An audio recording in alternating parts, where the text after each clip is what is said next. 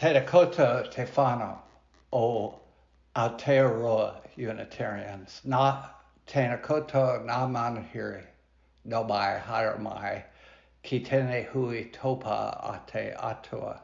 Tēnā koutou tēnā tātou katoa. And I can virtually hear you. Welcome this morning to history. When I wrote this, it wasn't the history I was anticipating. But this is the first public celebration of an indigenous people's holiday in the world, Matariki, sometimes referred to as the Maori New Year.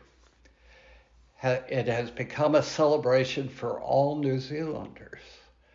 It centers on a cluster of stars that in the West were known as the Pleiades, or Seven Sisters. They're a mere 410 light years away and are part of the constellation Taurus. The Maori named them after the brightest of 9 stars, called Matariki, the mother of the other 8. Each star is honored for a specific thing, such as Matariki, who is responsible for health and well-being. Probably forever, people everywhere have been fascinated by the night sky. If you have ever been in a remote location far from the pollution of city lights on a moonless and cloudless night, the stars are a staggering, awe-inspiring, humbling, mystical sight. This has been the night sky people saw every cloudless night before Edison gave us light. In the 16th century, people looked to the stars for omens and to predict the future. They were considered the source of our fate and the idea that our lives are written in the stars, spawning the popularity of horoscopes. Some resisted this notion, and as played Julius Caesar, Shakespeare has Cassius say to Brutus, "The fault is not in our stars, but in ourselves." Far away from these Western influences, Maori and other Polynesian peoples viewed the stars quite differently. They were godlike beings helping us to navigate life, literally and figuratively. They called for us to remember those who preceded us. They called us to unity. They called us to care for our environment. They called us to dream. The Matariki at the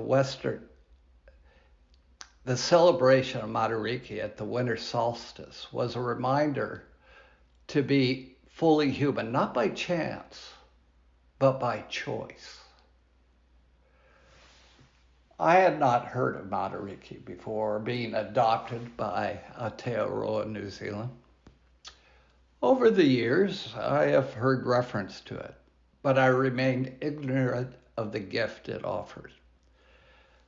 So for my own edification, and possibly yours, I'm dedicating the rest of this service to learning more about this celebration from Maori voices. For my opening words is a video that tells more of the story of Matariki.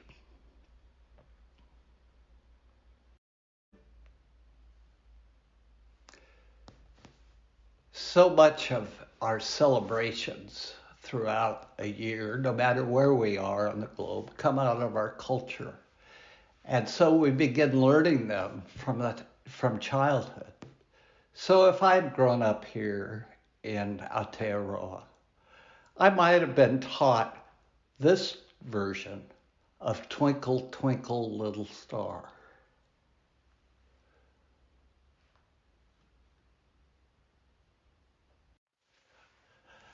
So I want you to learn that before next week. And now if you have a candle or chalice, it's time to light it.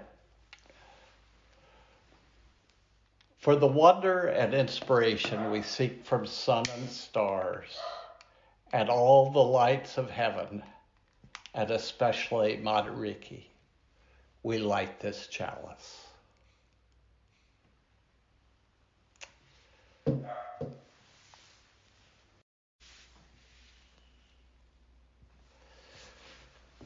Well, it sounds like many of you have been doing your homework about Matariki, but we'll continue doing it together. You know, for John in Florida, he's probably not up to date on Matariki. So we'll, our next song is Matariki Itepo. I thought it was rather beautifully done.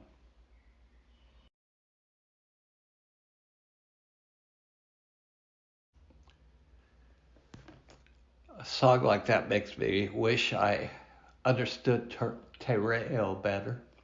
But it was still beautiful and communicated. One of the things I've missed the most about our not being able to gather in person is having a time for all ages. But as I mentioned before, part of our task as grandparents and parents is passing on our values and our stories of who we are to our children and grandchildren. So I thought we'd have a time for all ages today. And we will listen to a book called The Stolen Stars of Matariki.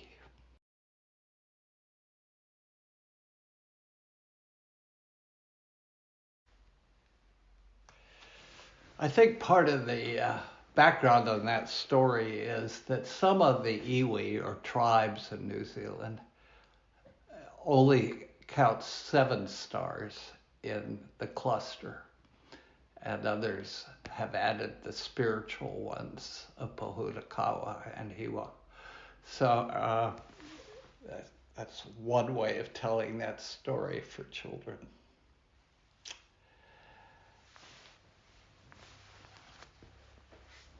Okay, just to start building it in further, the next video is again, it is written in the stars, and it's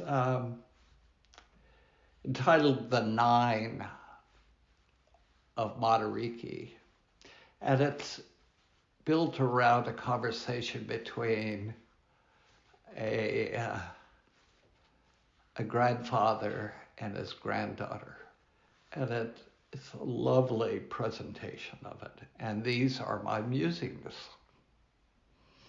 So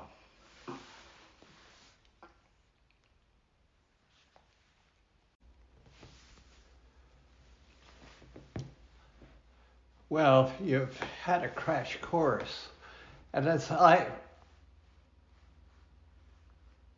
had my own exploration of all these ideas, one of the things I was struck by was while Unitarianism and Matariki were separated by vast oceans and very different cultures, they shared many values. If you were to examine the 12 values of Matariki, you would find that all of them have a place, or could find a place to be connected to one or more of our 7 principles. And so truly, those are values that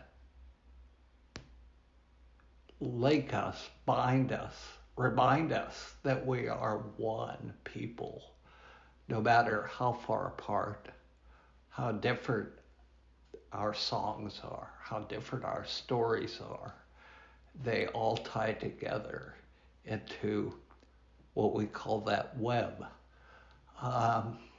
So I'm pleased that we now have included this holiday as part of our common life. And should spend some time each year, each new year, giving thanks for that. My closing, there is a closing song, but I see with the time we need to move along.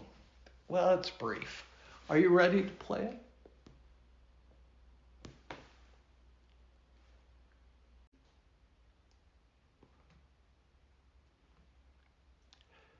I chose that closing song for a couple reasons. One is any good holiday evolves with the culture.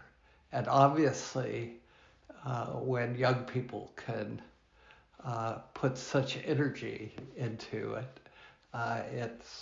it's alive and well. The other reason is we're called to celebrate.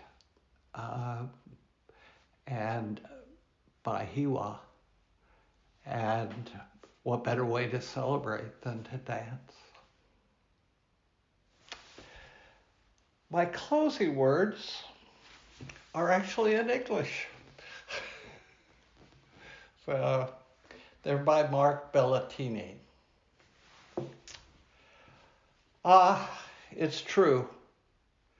When our ancestors spoke of heaven, they were speaking of this moment. When they went on about nirvana, they imagined a time like this. When they sang of paradise, it was this morning they imagined.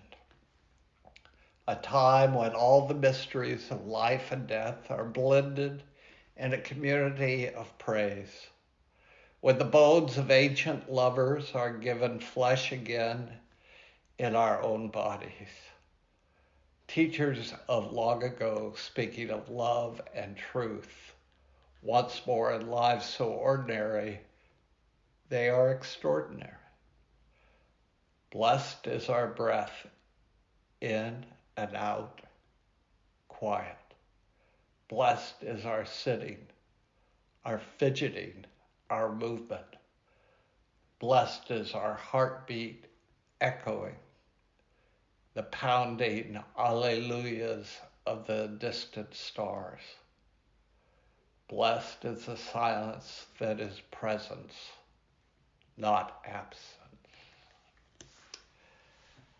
And now, join me in extinguishing the chalice.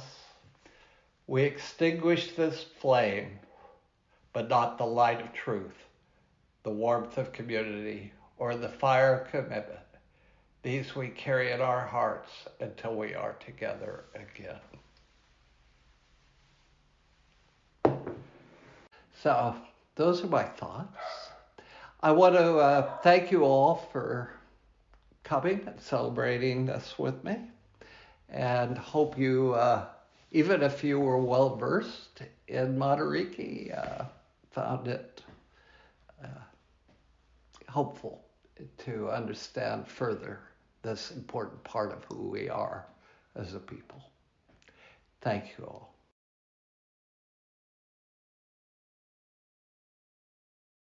I would like you on your own or in small groups through Zoom to meditate on, first of all, those in your life. It doesn't have to be just this year, but those that are important to you, who we remember because of their impact on your lives. And the other are, what are your dreams before we celebrate Matariki next year?